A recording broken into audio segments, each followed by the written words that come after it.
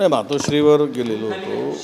मातोश्रीमध्ये बरीच चर्चा झाली आणि आम्ही त्यांना विनंती केली की आपण महाविकास आघाडी म्हणून एकत्र राहिलो पाहिजे आणि त्यामध्ये महापौर हा त्यांचा प्रस्ताव होता की किमान महापौर अडीच वर्ष तरी करावा आणि स्टँडिंग कमिटीसुद्धा अडीच वर्ष ठेवावी असं त्यांचा आमच्या चर्चेनंतर उद्धव साहेबांकडून तसा प्रस्ताव त्यांनी दिला आणि मी म्हटलं की काँग्रेस मोठा पक्ष आहे, पहिला 2.5 वर्षासाठी महापौर काँग्रेसचा व्हावा अशी आम्ही त्यांच्याकडे मागणी केली, विनंती केली. त्यांनी आमचे विनायक राऊत आणि अनिल देसाई साहेब यांच्यावरती जबाबदारी सोपवली की तुम्ही चर्चा करा आणि यामध्ये पुढे जा. कारण आम्ही आता अकोल्यामध्ये सुद्धा उबाटांना मेयर करायसाठी आम्ही समर्थन देतो. परभणीमध्ये सुद्धा आमचा सपोर्ट तिकडे लागणार आहे, त्यांचा मेयर होताना. त्यामुळे आपण एकमेकाला सपोर्ट करून चंद्रपूरचा महापौर काँग्रेसला, जर परभणी तिथे उबाटाचा महापौर होतो आहे, अशी आपण एकत्र बसून मोड बांधली पाहिजेत आणि महाविकास आघाडी म्हणून आपण एकत्र राहिलं पाहिजेत अशी आणि ही चर्चा आम्ही केली. त्यामध्ये मला वाटतं की तेही सकारात्मक आहे आणि राहिला विषय पहिल्यांदा कोणाला द्यायचा यावर प्रदेशाध्यक्षांशी आमची चर्चा झाली आणि ते उद्धवजींशी चर्चा करून त्यांना करणार आहेत आणि पहिल्यांदा महापौर पहिल्या याच्यात 2.5 वर्षासाठी काँग्रेसचा आपण सहमती द्यावी, काँग्रेसचा करण्यासाठी सपोर्ट करावा अशी ते त्याबरोबर चर्चा करून निर्णय घेणार आहेत आणि मला वाटतं की यामध्ये कुठेही अडचण येईल असं मला वाटत नाही आणि मी उद्धवजींशी आणि प्रदेशाजींशी चर्चा केल्यानंतर तिथे आम्हाला महाविकास आघाडी म्हणून महापौर, स्टँडिंग कमिटी, डेप्युटी मेयर, उपमहापौर हे सगळी पदं महाविकास आघाडीकडे राहिली पाहिजेत आणि त्या प्रस्तावावर अत्यंत सकारात्मक तोडगा निघेल, मार्ग निघेल आणि ते होईल असा मला विश्वास आहे. तुम्ही म्हणताय तोडगा निघेल, मात्र आज किशोर जोरगेवार म्हणतात की आमचा महापौर बसेल आणि करेक्ट कार्यक्रमाची चर्चा आहे. असं आहे, किशोर जोरगेवार काय म्हणतील ते म्हणावंच लागतं. परंतु सत्य परिस्थिती अशी आहे की किशोर जोरगेवारांच्याकडे महापौर होण्यासाठी ज्या लोकांची मदत ते घेऊ पाहत आहेत ते उभाटांचे आहेत, ते काही शिंदे साहेबांचे नाही. त्यामुळे ते मग हवेत ते तोंडाच्या वाफा काढत आहेत असं जर म्हणत असेल तर ते तोंडाच्या वाफा आहेत, वाफच काढणं आहे त्याला, लागतं काय वाफा काढायला. किशोर जोरगेवारांना हे बोलत असताना त्यांच्या जिभेला हाड नाही हे आता सिद्ध झालं आहे. काँग्रेसचा एक गट आहे, काँग्रेसचा गट किशोर जोरगेवारासारखे 100 मेले तरी काँग्रेसचा गट जोरगेवारबरोबर जाईल काय, काहीतरी हवेमध्ये तीर मारतात. त्यामुळे या बाजूच्या गोष्टीमध्ये सत्य नाही, तथ्य नाही.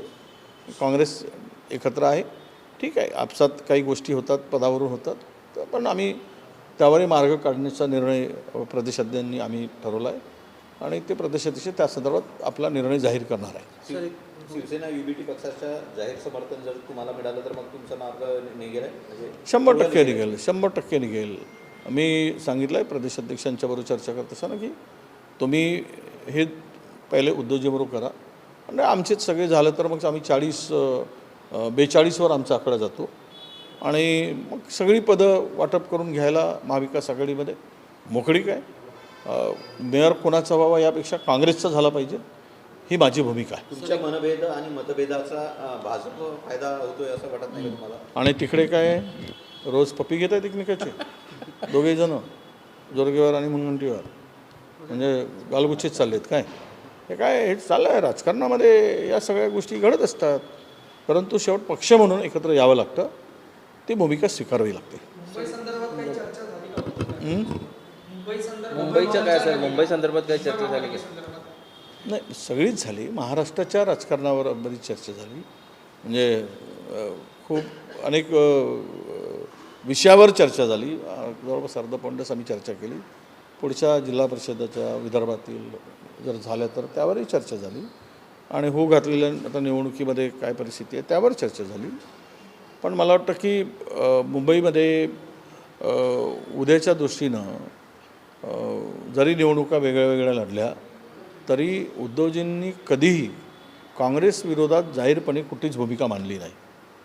म्हणजे त्यांच्या भाषणातून पूर्ण निवडणूक प्रचारामध्ये ते आम्ही पण ऐकलं, आमच्या श्रेष्ठीने पण ऐकलं. त्यामुळे ठीक आहे, निवडणुका वेगळ्या लढलो आम्ही, पण आत्ता मला वाटतं की दोघेही एकत्र सत्तेच्या विरुद्ध लढण्यासाठी पुरेसे आहेत आणि ताकदीनं लढतील असं मला एकूण बोलण्यावरून दिसतं. दोन्ही राष्ट्रवादी काँग्रेस एकत्र निवडणूक लढवत आहेत. बऱ्याच ठिकाणी घड्याळावर निवडणूक लढवली जाते. विलिनीकरणाची चर्चा चालू आहे. संजय राऊत यांनी काही दिवसांपूर्वी दावा केला होता की अजित पवार शरद पवारांसोबत महाविकास आघाडीत येतील. स्वागत असेल त्यांचं? नक्कीच. बघा, असं आहे की महाविकास आघाडीमध्ये दोन्ही राष्ट्रवादी एकत्र येऊन महाविकास आघाडीमध्ये येत असतील तर मला नाही वाटत काही अडचण आहे. आणि अडचण असायचं कारण नाही, कारण राष्ट्रवादी आत्ता 2 झाले, पण पूर्वी एकच होती, त्यावेळी ती आमच्याबरोबरच होती. आता ते जर सत्तेमध्ये आहेत आणि सत्ता सोडून बाहेर पडत असतील आणि हिंमत दाखवत असतील तर त्यांच्या हिमतीला आमचा सलाम आहे. पण मला असं वाटत नाही सध्या परिस्थितीमध्ये एकूण महाराष्ट्राच्या राजकीय परिस्थितीचा विचार केला तर मला वाटतं की भारतीय जनता पक्षाच्या निशाण्यावर मुंबईतून बाहेर पडल्यावर ठाणा येतो आहे. त्यामुळे ठाणा सर करायचा आणि मग महाराष्ट्रातून वाटल्यास नाशिक मार्गे पुणे जाता येईल तर जाऊ, असा काही विचार त्यांच्या डोक्यात असेल असं एकूण मला दिसतं. सर, हिंदी में बता दीजिए कि आज आपने उद्धव ठाकरे जी से मुलाकात की है, प्रदेश अध्यक्ष से भी आपने बातचीत की है, क्या निष्कर्ष निकला? निश्चित रूप से उद्धव जी से हमने बात की और इस विषय पर बात की कि हम आगाड़ी करके वहाँ पे आगे जाएंगे और मेयर और जो भी ये है हम लोग आपस में बैठकर तय करेंगे. और पहले फर्स्ट ये हमको मिलना चाहिए, ऐसे हमने उनसे मांग की. फर्स्ट टर्म जो 2.5 साल का है वो कांग्रेस को मिलना चाहिए, ऐसी मांग की. अब उनका आग्रह है कि फर्स्ट टर्म ये शिवसेना को देना चाहिए. तो इस बारे में प्रदेश अध्यक्ष से हमने चर्चा की और प्रदेश अध्यक्ष जी उद्धव जी से बात करेंगे और इसके ऊपर रास्ता निकालेंगे. चाहे उनका मेयर बने या हमारा बने, महाविकास आघाड़ी का बने, ये हमारी मंशा है और इसके लिए हमने अधिकार प्रदेश अध्यक्ष जी को दिया है. मुंबई को लेकर क्या जो है बातचीत हुई है, उसके ऊपर क्या होने का है? नहीं, मुंबई को लेकर देखिए क्लियर बात है कि कॉरपोरेशन के चुनाव में उद्धव जी ने कभी कांग्रेस के ऊपर कोई टिप्पणी नहीं की पूरे भाषण के अंदर. तो चुनाव तो हमने अलग अलग लड़ा है, हमारा अलायंस नहीं हुआ, बट हम लोग अभी भी एक हैं. आने वाले चुनाव को लेकर कोई भी चुनाव हो या चाहे असेंबली पार्लियामेंट तो है, हम लोकल बॉडीज़ में थोड़ा सा कुछ भी मनमुटाव हुआ होगा पर हम लोग साथ में रहेंगे. और जो अभी भारतीय जनता पार्टी अगर सत्ता बनाती है तो उसके खिलाफ हम एक साथ उसका मुकाबला करेंगे. मतलब उद्धव ठाकरे को कांग्रेस का सपोर्ट पूरी तरीके से रहेगा? निश्चित रूप से उनका हमें रहेगा, हमारा उनको रहेगा. सर, मुंबई महानगरपालिकेमध्ये ओबीसी महापौर व्हावा यासाठी किशोरी पेडणेकर एकूणच उद्धव ठाकरे यांच्या पक्षाने जी आहे ती आक्रमक भूमिका घेतली. एक ओबीसी नेता म्हणून तुमची काय? नाही, चांगली भूमिका आहे, कारण मुंबईसारख्या मोठ्या शहरामध्ये ओबीसीचा महापौर व्हावा अशी भूमिका मांडणाऱ्यांचं मी स्वागत करतो.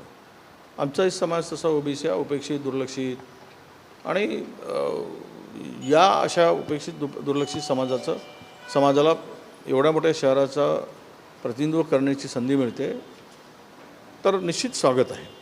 परंतु आज तरी काय परिस्थिती आहे तर त्यावरून भारतीय जनता पक्षाला सुद्धा ते आमचा DNA वगैरे ओबीसी सांगणाऱ्यांना सुद्धा आमची विनंती आहे की जर तुमची सत्ता स्थापन झाली तर तिथला महापौर हा ओबीसी तुम्ही केला पाहिजेत, ओबीसीला न्याय दिला पाहिजेत, ही त्यामागची आमची भूमिका असणार आहे. शिंदे गटाने आणि भाजपने आतापर्यंत अजून गटनोंदणी जी आहे लोकलभवनामध्ये अजूनही केली नाही. वारंवार वेळ तडवतात. नाही, अनेक ठिकाणी झालेले नाही, खूप ठिकाणी काही ठिकाणी झालेली ते आहे ना. प्रोग्राम लागल्यानंतर निवडणुकीचा तेव्हासुद्धा करता येतं, त्याला काही बंधन नाहीत की निकाल लागल्याबरोबरच केलं पाहिजे.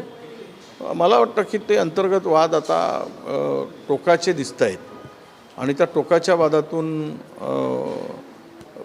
काय परिस्थिती निर्माण होईल हे आज सांगणं कठीण आहे. पण एक मात्र नक्की दिसते आहे की भारतीय जनता पक्ष शिंदे म्हणजे शिवसेनेला शिंदेसाहेबांच्या ते स्टँडिंग कमिटी किंवा महापौर देण्याची त्यांची तयारी दिसत नाही असा एकूण सूर दिसतो आहे. तो त्यांचा अंतर्गत प्रश्न आहे, कोणाला काय द्यावं, पण हा सूर मात्र दिसतो आहे. त्यामुळे शिवसेना ही शिंदेजींची शिवसेना ही नाराज आहे आणि त्या नाराजीतून काय नाट्य घडतं हे येणारा काळ सांगेल. पण एक आहे की या स्थानिक स्वराज्य संस्थांच्या निवडणुकामधून राजकारणाचं मोठ्या प्रमाणात ध्रुवीकरण होताना आम्हाला दिसते आहे आणि कदाचित भारतीय जनता पक्षाचा कॉन्फिडन्स जो वाढतो आहे तो हे सांगतो आहे की कदाचित मिडल पॉईंट घेऊन आपलं बहुमत सिद्ध करावं अशी पण परिस्थिती ते निर्माण करतील. तर अर्थात जर तरच्या गोष्टी आहेत, पण तसा पण अंदाज त्यांच्या किंवा सूर त्यांच्याकडून त्या निघतो आहे. मध्यंतरी निवडणुकाला पुढे जाऊन आपलं बहुमत करावं इतका कॉन्फिडन्स भारतीय जनता पक्षाचा या निवडणुकीमध्ये वाढलेला मला दिसतो आहे आणि त्यामुळे एकेका सोबत असलेल्या सरदारांचे सुपे बरखास्त करायचे आणि आपली गादी मजबूत करायची हे सगळं पद्धतशीरपणे चाललेलं आहे. सगळं काही आलबेल आहे असं दिसत नाही. फक्त स्फोटक परिस्थिती निर्माण होईल अशी दोघांचीही ताकद नाही असलेल्या सोबत्यांची. जे देतील त्या मर्जीवर जगणं हा एकमेवच पर्याय या दोघांच्याकडे आहे. त्यातून काय पुढे येईल महाराष्ट्रात, पण निश्चित काहीतरी तुम्हाला बदल किंवा काहीतरी वातावरणामध्ये या सगळ्या पॉलिटिकल सिच्युएशनमध्ये स्फोटक परिस्थिती निर्माण झाल्याचं तुम्हाला बघायला मिळेल.